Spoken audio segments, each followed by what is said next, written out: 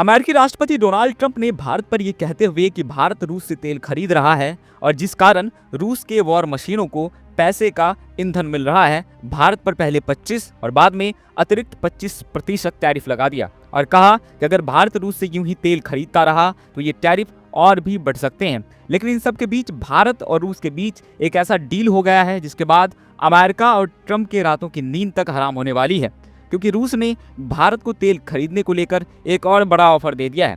दरअसल रूस ने भारतीय रिफाइनरियों के लिए रूसी कच्चा तेल अब और सस्ता कर दिया है।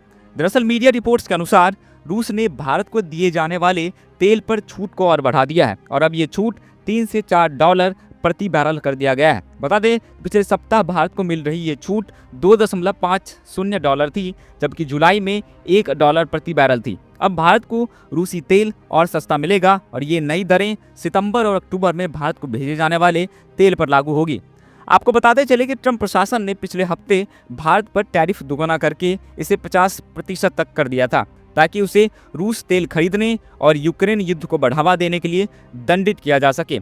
रूस यूक्रेन युद्ध की शुरुआत में 2022 में भारत रूसी कच्चे तेल का एक प्रमुख आयातक बन गया था। अब अमेरिका की बार-बार टैरिफ की धमकी के बाद भारत ने अपने संबंधों का एक बेबाक प्रदर्शन करते हुए खुद को रूस और चीन से दोस्ती और ज़्यादा बढ़ा ली है। वहीं आपको याद हो तो हाल ही में चीन की यात्रा पर गए प्रधानमंत्री मोदी ने रूस के राष्ट्रपति व्लादिमीर पुतिन और चीन के राष्ट्रपति शी जिनपिंग से मुलाकात की थी। इसकी काफ़ी सारी तस्वीरें भी सामने आई जो अमेरिका को कहीं से भी रास नहीं आई होगी। यही कारण है कि न सिर्फ ट्रंप बल्कि पूरा अमेरिकी प्रशासन बौखला चुका है। राष्ट्रपति ट्रंप के सलाहकार पीटर नवारो लगातार अनर्गल बयानबाजी दे रहे हैं।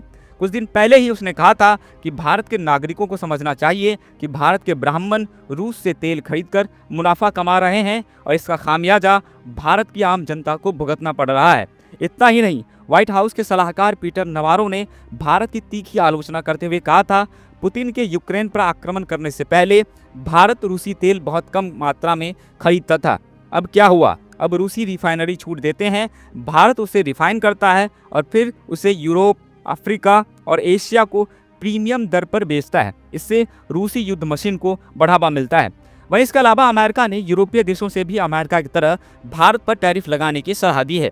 जबकि दूसरी तरफ अमेरिका जो खुद रूस से कई तरह के रेयर अर्थ मेटल खरीदता रहा है, साथ ही रूसी तेल का सबसे बड़ा आयातक चीन पर पूरी तरीके से चुप्पी साधे हुए है। खैर, आने वाले दिनों में भारत और अमेरिका की दुश्मनी किस ओर जाती है वो भी देखना होगा। लेकिन आपको क्या लगता है, रूस ने जिस तरह से भारत को अपने तेल पर एक और भारी छूट दी है, उस पर क्या आने वाले दिनों में रूस से भारत अपनी तेल की मात्रा और भी बढ़ाएगा? इस पर आपकी क्या राय है, हमें कमेंट में ज़रूर बताएं।